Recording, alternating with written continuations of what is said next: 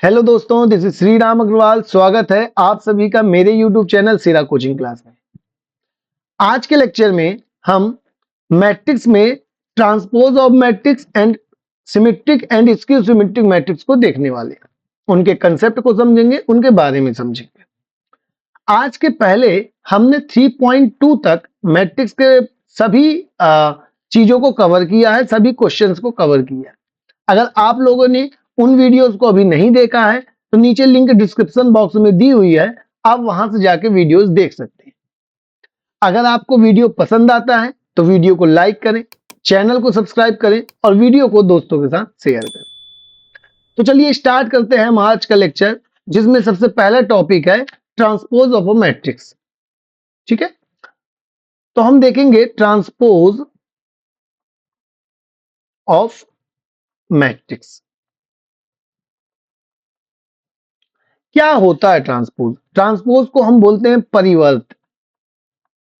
हिंदी में क्या बोलते हैं? परिवर्त। ठीक है, आव्यूह का परिवर्त। ये कुछ ज्यादा कठिन चीज नहीं है, सिंपल सा है।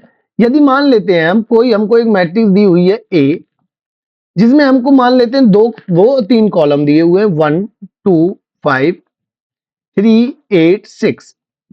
ये हमको 2/3 की मैट्रिक्स दी हुई है। ठीक है, हम इसका परिवर्त या ट्रांसपोज निकालना चाहते हैं। तो सबसे पहली बात, तो ट्रांसपोज को हम ए के ऊपर डैश या ए के ऊपर टी, इससे रिप्रेजेंट करते हैं। इसको हम पढ़ते हैं ए डैश या ए ट्रांसपोज। ठीक है, होता क्या है, ए ट्रांसपोज निकालने के लिए हमारे पास जो मैट्रिक्स दी हुई थी 2/3 की, उसका ऑर्डर हम चेंज कर देंगे और वो ऑर्डर क्या हो जाएगा? 3/2। जस्ट पलट जाएगा। अगर 2/3 था तो 3/2 हो जाएगा। होगा क्या इसमें? ए ट्रांसपोज में हम रोज को उठा के कॉलम्स में फिट कर देंगे। सॉरी, रोज को उठा के कॉलम में फिट कर देंगे। पहली रो को पहले कॉलम में, दूसरी रो को दूसरे कॉलम में। तो इस ए डैश को हम बोलेंगे ए का ट्रांसपोज। क्या कहलाएगा? ए डैश इज ट्रांसपोज ऑफ ए, या हिंदी में क्या बोलेंगे? ए डैश ए का परिवर्त कहलाएगा। ठीक है, बस इतना सा है परिवर्त। करना क्या है हमको? जो भी हमको मैट्रिक्स दी हुई है उस मैट्रिक्स का रो को उठा के कॉलम में फिट कर देना है। ठीक है, एक और एग्जांपल देखते हैं। अभी हम मान लेते हैं हमारे पास बी कोई मैट्रिक्स है जो कि 3/4 की है। ठीक है, 1 2 0 1 1 1 2 0 2 1 1 1। ये हमारे पास एक बी मैट्रिक्स दी हुई है जिसके में का ऑर्डर कितना है? 3/4 है। मतलब इसमें 3 रोज है, 4 कॉलम्स है। तो यदि मैं इसका ट्रांसपोज निकालूं, मींस बी डैश निकालूं, तो मुझे क्या मिलेगा? पहले तो इसका ऑर्डर चेंज हो जाएगा। ऑर्डर चेंज होकर क्या हो जाएगा? 4/3 हो जाएगा। मींस अब इसमें 4 रोज होंगी और 3 कॉलम्स होंगे। तो 4 रोज कौन सी होंगी? जब हमारे पास जो बी दिया हुआ था उसकी फर्स्ट रो को उठाएंगे और फर्स्ट कॉलम में पुट कर देंगे, तो 1 2 0 1। सेकेंड रो को उठा के सेकेंड कॉलम में पुट कर देंगे, 1 1 2 0।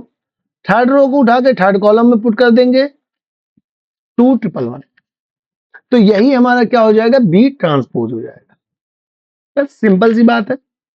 ठीक है, तो ट्रांसपोज ऑफ मैट्रिक्स क्या होता है? हमारे पास जो भी मैट्रिक्स दी हुई है उसकी रोज को उठा के हम कॉलम में अगर व्यवस्थित कर दे तो वो जो नई मैट्रिक्स बनेगी, उस नई मैट्रिक्स को हम पुरानी मैट्रिक्स ए का ट्रांसपोज बोलेंगे और उसको रिप्रेजेंट करते हैं ए डैश से या ए के ऊपर टी लगा के। ठीक है बात? तो ये हुई पहली चीज। अब ए ट्रांसपोज से हमको कुछ प्रॉपर्टीज देखनी है। ठीक है, तो प्रॉपर्टीज ऑफ ट्रांसपोज, तो देखिए अब हम देखते हैं ट्रांसपोज की प्रॉपर्टीज। ट्रांसपोज में 4 प्रॉपर्टीज मेन है। सबसे पहली प्रॉपर्टी है कि यदि हमारे पास कोई मैट्रिक्स ए दिया हुआ है और उसका हम ए डैश करें और फिर उसका हम ट्रांसपोज निकालें तो हमको ए मिलेगा। मींस पहले ए ट्रांसपोज निकाला फिर ट्रांसपोज किया तो हमको क्या मिलेगा? ए मिलेगा। ये पहली प्रॉपर्टी। ठीक है। दूसरी प्रॉपर्टी क्या कहती है कि दो मैट्रिसेस है ए और बी, उन दोनों को ऐड करके उसका ट्रांसपोज निकालो, या पहले ट्रांसपोज निकालो फिर ऐड करो, आंसर सेम आएगा। ठीक है, मींस ए प्लस ए का whole transpose is equal to A transpose plus B transpose. ठीक है। थर्ड थ्योरम क्या कहती है, थर्ड प्रॉपर्टी क्या कहती है, यदि हमारे पास कोई एक मैट्रिक्स ए है, उसमें मैं किसी स्केलर के का मल्टीप्लाई करूं फिर ट्रांसपोज निकालूं, या फिर मैं पहले मैट्रिक्स ए का ट्रांसपोज निकालूं फिर के का मल्टीप्लाई करूं, आंसर सेम आएगा। मींस के ए का whole transpose is equal to K into A का ट्रांसपोज। ठीक है। चौथी वाली बहुत ही इंपॉर्टेंट प्रॉपर्टी है, इसको हम रिवर्सल लॉ भी कह सकते हैं। यहां क्या होता है, यदि हमारे पास दो मैट्रिसेस ए और बी ऐसी हैं जिनका मल्टीप्लिकेशन पॉसिबल है, तो ए इंटू बी का transpose is equal to B transpose into A transpose. यहां स्पेशल बात यह है कि ट्रांसपोज में इंटू वाले में बी पहले आ जाएगा और ए बाद में आएगा। ठीक है, तो ये चारों प्रॉपर्टीज हमको देखने को मिलती हैं ट्रांसपोज की। इनसे रिलेटेड क्वेश्चन भी हमको आते हैं जिसमें हमको प्रूफ करना होता है। जैसे क्वेश्चन दिया होता है कि ए और बी कोई दो मैट्रिक्स है, देन प्रूफ करिए, देन प्रूव दैट। ठीक है, तो इसमें हमको क्या प्रूफ करना रहता है, यही प्रूफ करने को बोल देता है। जैसे बोल दिया कि ए प्लस बी का whole dash A dash plus B dash के बराबर होता है, इसको वेरीफाई करिए। या ए इंटू बी का whole dash B dash into A dash के बराबर होता है, इसको वेरीफाई करिए। ठीक है, तो ऐसे क्वेश्चंस हमको देखने को मिलते हैं। ठीक है, तो ऐसे क्वेश्चंस हम सॉल्व करेंगे एक्सरसाइज में। ठीक है, तो प्रॉपर्टीज कुल इतनी ही है, चार प्रॉपर्टीज हैं ट्रांसपोज की। ठीक है, अब हम इसके बाद दो नई मैट्रिसेस के टाइप देखेंगे। एक होगी सममित और दूसरी विषम सममित, सिमेट्रिक और स्क्यू सिमेट्रिक। चलिए अब हम उनको देखते हैं। तो देखिए, अब हम दो विशेष प्रकार के आव्यूह, क्रमशः सममित और विषम सममित आव्यूह के बारे में बात करेंगे। सममित आव्यूह को हम इंग्लिश में सिमेट्रिक मैट्रिक्स और विषम सममित को हम स्क्यू सिमेट्रिक कहते हैं। ठीक है, स्क्यू सिमेट्रिक मैट्रिक्स। ठीक है, स्टार्टिंग में जब मैंने मैट्रिक्स पढ़ाई थी तब मैंने आपको टाइप्स ऑफ मैट्रिसेस पढ़ाया था, और उसमें आपको मैंने एक चीज बताई थी कि कुछ मैट्रिसेस को छोड़ दिया जाए तो बाकी सारी की सारी मैट्रिक्स हमेशा ध्यान रखना है कि स्क्वायर मैट्रिक्स होनी चाहिए। ठीक है, कंपल्सन है कि मैट्रिक्स को स्क्वायर होना चाहिए।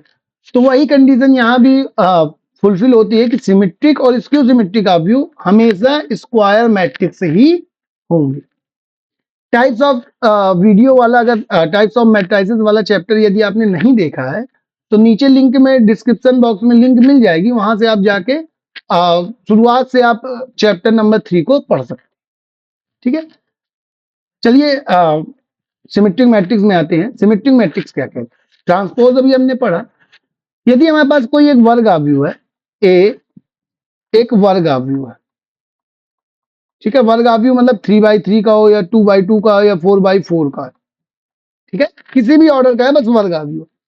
एक वर्ग आव्यूह है, तब यदि मैं ए डैश करूं और मुझे ए ही मिल जाए, मतलब मैंने ए को ट्रांसपोज किया लेकिन मुझे ए ही मिल गया, तो मैं ए को क्या बोलूंगा, तब ए सममित आव्यूह कहलाएगा। सममित आव्यूह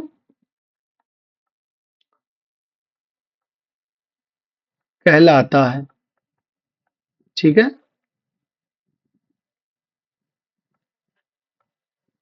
ठीक है, सिंपल सी बात है। एग्जाम्पल देखते हैं। हमारे पास एक ए मैट्रिक्स दी हुई है, 3 ऑर्डर 3 का लेते हैं, 1 2 3 2 3 4 3 4 5। ठीक है, बहुत ही सिंपल मैट्रिक्स है। सममित आव्यूह के डायगोनल में क्या है उससे मतलब नहीं है, एलिमेंट क्या है उससे भी मतलब नहीं है, बस हमको ये देखना है, इसका ट्रांसपोज करना है। ट्रांसपोज करो, देखो क्या आता है। फर्स्ट रो को फर्स्ट कॉलम बनाएंगे तो 1 2 3, सेकेंड रो को सेकेंड कॉलम बनाएंगे तो 2 3 4 और थर्ड रो को थर्ड कॉलम बनाएंगे तो 3 4 5 आएगा। ठीक है, अब ये जो नई मैट्रिक्स आई ए डैश, इसको देख के समझ में आ रहा है क्या कि ये जो ए डैश है ये ए के जैसा ही है। ठीक है, तो चूंकि ए डैश ए के ही बराबर है इसलिए ए सममित आव्यूह होगा, सममित आव्यूह है। ठीक है, बात सिंपल है, बस हमको यही करना है। अगर क्वेश्चन में दिया रहता है कि सममित और विषम सममित खोजिए तो आपको क्या करना है, आव्यूह उठाना है, उसका ट्रांसपोज निकालना है। अगर वो आव्यूह के ही बराबर आ जाता है तो वो सममित आव्यूह कहलाता है। बस सिंपल। विषम सममित के लिए क्या होता है, सबसे पहले तो ये एक वर्गाव्यूह होना चाहिए, तो ए एक वर्गाव्यूह है। ठीक है, और मैंने यदि इसका ट्रांसपोज किया और मुझे जो मैट्रिक्स ओरिजिनल मैट्रिक्स है उसका निगेटिव मिल जाए, ठीक है, ट्रांसपोज करने पर निगेटिव मिल जाए, तब ए को हम विषम सममित आव्यूह कहते हैं। तब ए विषम सममित आव्यूह कहलाता है। ठीक है, मतलब एग्जांपल से देखते हैं। एग्जांपल क्या कहता है कि भाई यदि हमारे पास एक ए मैट्रिक्स है 3 by 3 की है, जिसमें 0 -2 3 2 0 4 एंड -3 -4 0 है। ठीक है, मैं इसका ट्रांसपोज निकालता हूं, तो मैंने इसका ट्रांसपोज निकाला तो ट्रांसपोज में मुझे क्या मिला, रो को कॉलम बनाया 0 -2 3, सेकेंड रो को सेकेंड कॉलम बनाया 2 0 4 एंड थर्ड रो को थर्ड कॉलम बनाया तो -3 -4 0। ठीक है, अब जब मैं मैट्रिक्स के अंदर से माइनस को कॉमन लेता हूं, माइनस को कॉमन लूं या माइनस का मल्टीप्लाई करूं, तो अंदर के जितने एलिमेंट है वो अपोजिट साइन के हो जाएंगे। तो क्या होगा, 0 में तो कोई फर्क नहीं पड़ेगा, 2 है तो -2 हो जाएगा, -3 है तो 3 हो जाएगा, -2 है तो +2 हो जाएगा, 0 0 ही रहेगा, -4 +4 हो जाएगा, 3 -3 हो जाएगा, 4 -4 और 0 0 रहेगा। ठीक है, अब यहां अगर आप मैट्रिक्स को देखोगे तो मैट्रिक्स को देख के क्या आपको माइनस ए के बराबर नहीं लग रहा है, तो ये जो ए डैश था ये -a के बराबर आ गया। ठीक है ना, आप कंपेयर करोगे ए को और ये जो मैट्रिक्स आई है इसको, तो आपको इसी के बराबर दिखेगी।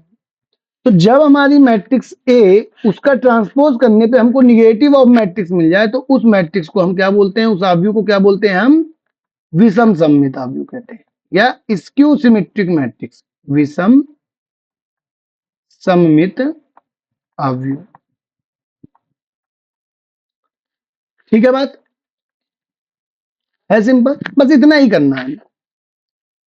तो ये है सममित और विषम सममित आव्यूह का पैटर्न। अब मान के चलो आपको ये क्वेश्चन डिस्क्रिप्टिव में दिया, 2 नंबर में दिया, तब तो आप इसको सॉल्व कर लो।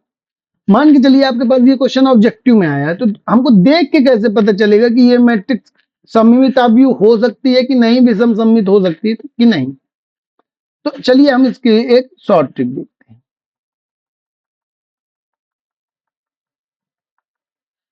ठीक है, तो मान लेते हैं कि हमारे पास एक ए मैट्रिक्स दिया हुआ है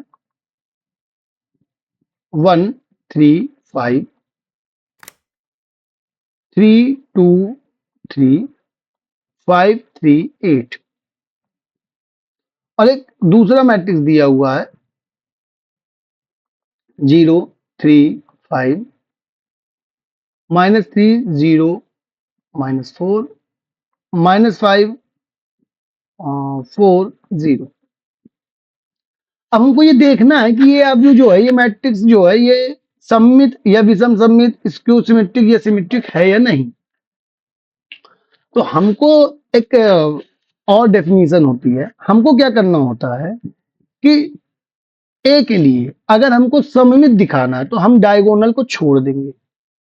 डायगोनल मतलब जो कोने में एलिमेंट दिए रहते हैं उसको छोड़ देंगे, जहां आई और जे बराबर होते हैं, 1 1 2 2 3 3 इस टाइप से होते हैं ना। और इसके अलावा डायगोनल के आसपास के एलिमेंट की वैल्यू बराबर होनी चाहिए। क्या कहता है, ए को हम सिमिट्रिक बोलेंगे, सममित बोलेंगे यदि ए आई जे की वैल्यू ए जे आई की वैल्यू के बराबर हो, जहां आई जे के बराबर नहीं है। मतलब क्या, आप बताओ ये वाला एलिमेंट क्या कहलाता है? ये वाला एलिमेंट कहलाता है A12। तो A12 की वैल्यू क्या A21 के बराबर है, जो कि ये एलिमेंट है। A13 की वैल्यू A31 के बराबर है। सिमिलरली A23 की वैल्यू A32 के बराबर है। ठीक है, तो हमको क्या करना होता है, डायगोनल के आसपास वाले वैल्यूज अगर ये इक्वल हैं तो हम बोल देंगे कि हमारी जो मैट्रिक्स है वो सिमेट्रिक है। ठीक है बात। अब इसी में हम चलते हैं बी की तरफ। अगर हमारे पास एक दूसरी मैट्रिक्स दी हुई है बी, अब हमको इसको स्क्यू सिमेट्रिक शो करना, तो इसको हम स्क्यू सिमेट्रिक बोलेंगे यदि सबसे पहले यहां देखिए, पिछले वाले में हमको डायगोनल से मतलब नहीं, देखिए यहां डायगोनल का शून्य होना जरूरी है। मतलब ए आई जे इज इक्वल टू 0 यदि आई जे के बराबर है। आप जानते हो डायगोनल को हम हमेशा A11, A22, A33 इसी टाइप से ना देखते हैं, तो इसकी वैल्यू 0 होना जरूरी है। साथ में जहां आई और जे बराबर नहीं है उसमें ए आई जे ए जे आई के निगेटिव के बराबर होना चाहिए, जहां आई जे के बराबर नहीं है। मतलब आप देख सकते हो यहां का जो 3 है और यहां -3 है, तो यदि A12 की वैल्यू 3 है तो A21 की वैल्यू कितनी है, -3 है। A13 की वैल्यू यदि 5 है तो A31 की वैल्यू -5 है। A23 की वैल्यू -4 है तो A32 की वैल्यू +4 है। माइनस का मल्टीप्लाई कर देंगे तो प्लस ही तो आएगा। ठीक है, तो आई होप आपको ये समझ में आया होगा। डेफिनेशन, इसको भी हम डेफिनेशन कहते हैं। यदि ए आई जे और ए जे आई बराबर हैं तो उसको हम सिमेट्रिक बोलते हैं। ए आई जे और ए जे आई निगेटिव के बराबर है, साथ ही ए आई जे 0 है जबकि आई जे के बराबर। इसको आप चाहो तो ऐसा भी लिख सकते हो ए आई आई। ठीक है, मतलब डायगोनल शुड बी 0। अगर किसी मैट्रिक्स का डायगोनल में 4 एलिमेंट है और 3 जीरो है, 1 जीरो नहीं है, तो वो मैट्रिक्स कभी भी स्क्यू सिमेट्रिक नहीं बन सकती। ठीक है बात। तो आई होप आपको ये समझ में आ गया होगा। ठीक है, अब दुनिया में केवल एक ही मैट्रिक्स, हर ऑर्डर की केवल एक ही मैट्रिक्स ऐसी है, जीरो मैट्रिक्स, जो सिमेट्रिक भी होती है और स्क्यू सिमेट्रिक भी होती है। ठीक है, zero matrix is only matrix which is skew symmetric as well as symmetric. ठीक है बात। तो आई होप आपको सिमेट्रिक और स्क्यू सिमेट्रिक मैट्रिक्स का कंसेप्ट बहुत अच्छे से समझ में आया होगा। ठीक है बात। तो अब हम चलते हैं इस मैट्रिक्स, इस चीज पर एक दो थ्योरम दी हुई हैं, उन थ्योरम को हम देखते हैं। अब देखिए, सिमेट्रिक और स्क्यू सिमेट्रिक मैट्रिक्स पर दो थ्योरम्स हैं, उन थ्योरम्स को हम देख लेते हैं, है ना। यहां थ्योरम क्या कहती है, यदि ए कोई वर्ग आव्यूह है तब a प्लस ए डैश हमेशा सममित होगा तथा a माइनस ए डैश हमेशा विषम सममित होगा। मतलब ये थ्योरम है और थ्योरम हमेशा ट्रू होती है। ठीक है, क्या कहती है थ्योरम, कि आपके पास एक कोई भी मैट्रिक्स दी हुई हो, कैसी भी मैट्रिक्स हुई हो, बस वो वर्ग आव्यूह होना चाहिए। तो a प्लस ए ट्रांसपोज जो होगा वो हमेशा सिमेट्रिक मैट्रिक्स होगा और a माइनस ए ट्रांसपोज जो होगा वो हमेशा विषम सिमेट्रिक होगा। ठीक है, इस पर हमको हमेशा क्वेश्चंस देखने को मिलते हैं, पेपर्स में बहुत ये क्वेश्चंस पूछे जाते हैं। क्वेश्चन क्या आता है, आपको कोई एक मैट्रिक्स ए दे दिया रहता है और बोलता है कि आप सिद्ध कीजिए कि a plus A dash symmetric है और a minus A dash skew symmetric है। ठीक है, तो ये हो गई पहली थ्योरम। इसको आपको हमेशा ध्यान रखना है, इंपॉर्टेंट बात है, ए प्लस ए डैश सिमेट्रिक और ए माइनस ए डैश स्क्यू सिमेट्रिक। ठीक है बात। थ्योरम नंबर दूसरी क्या कहती है, यदि ए कोई वर्ग आव्यूह है तो उसे एक सममित आव्यूह तथा एक विषम सममित आव्यूह के योग के रूप में लिखा जा सकता है। ठीक है, मतलब मान लेते हैं ए हमारे पास कोई आव्यूह ए है, तो इसको हम बी प्लस सी के रूप में लिख सकते हैं, जहां बी एक सिमेट्रिक मैट्रिक्स है और सी एक स्क्यू सिमेट्रिक मैट्रिक्स है।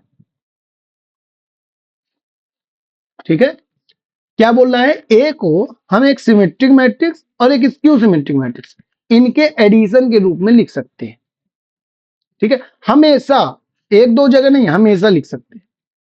तो देखते हैं हम इन दोनों थ्योरम्स का कुछ कुछ प्रूफ देखते हैं। ठीक है, पहले ए प्लस ए डैश को देखते हैं। पहले हम पहली थ्योरम देखते हैं। तो पहली थ्योरम क्या है, ए प्लस ए डैश को सिमेट्रिक दिखाना।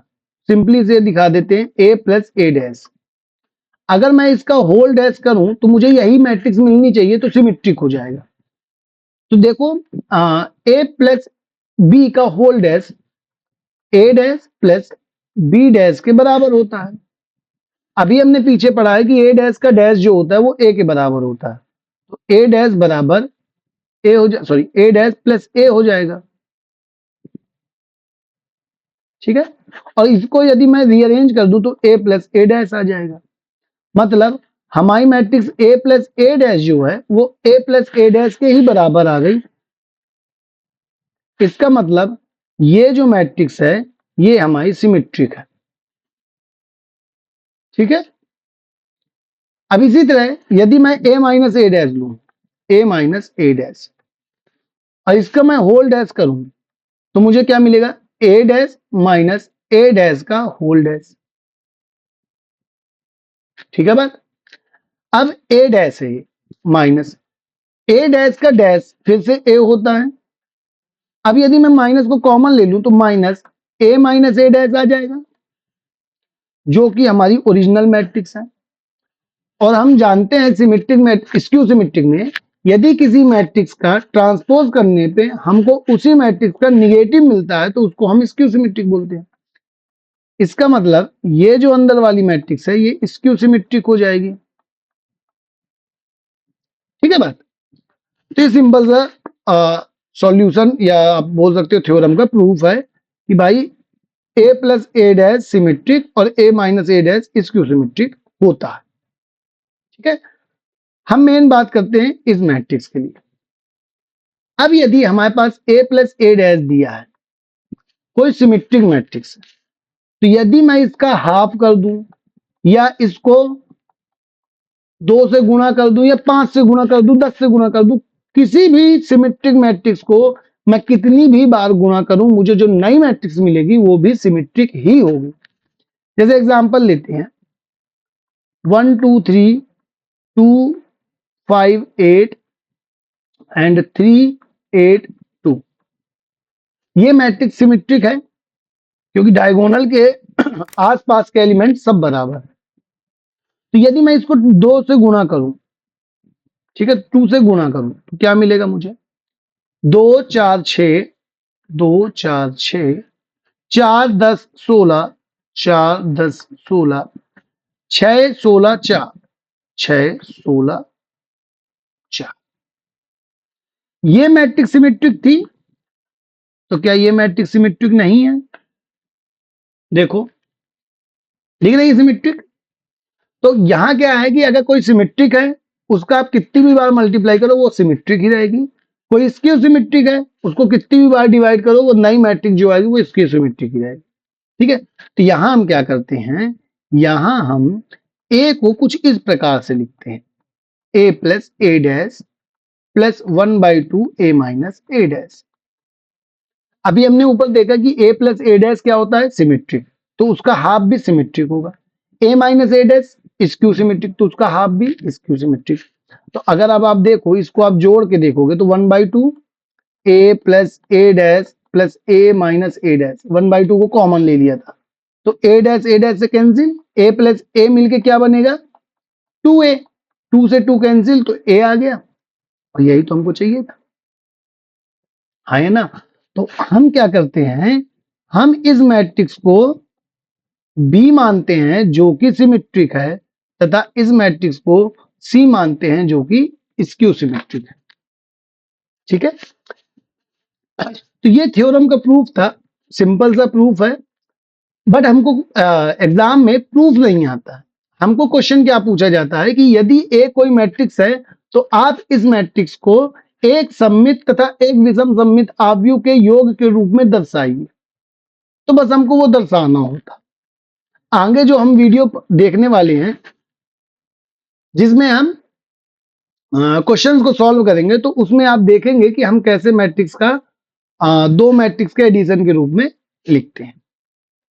ठीक है, तो आज के लिए इतना ही रखते हैं। आई होप आपको सारी चीजें समझ में आ गई होंगी। हमने आज ट्रांसपोज देखा, ट्रांसपोज की प्रॉपर्टीज देखी, सिमेट्रिक और स्क्यू सिमेट्रिक मैट्रिक्स देखा, साथ में कोई मैट्रिक्स सिमेट्रिक या स्क्यू सिमेट्रिक होती है या नहीं होती है उसका शॉर्ट ट्रिक देखा, और दो थ्योरम देखी। ठीक है, तो इन सारी चीजों पर बनने वाले जो क्वेश्चंस हैं उनको हम आगे आने वाली वीडियोस में देखेंगे।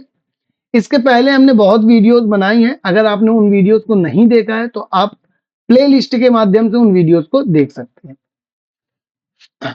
आपको वीडियो पसंद आया हो तो वीडियो को लाइक करें, चैनल को सब्सक्राइब करें और वीडियो को दोस्तों के साथ शेयर करें। मिलते हैं नेक्स्ट वीडियो में। नेक्स्ट वीडियो में हम 3.3 को सॉल्व करेंगे। तब तक के लिए पढ़ाई करते रहिए। Thank you so much, bye.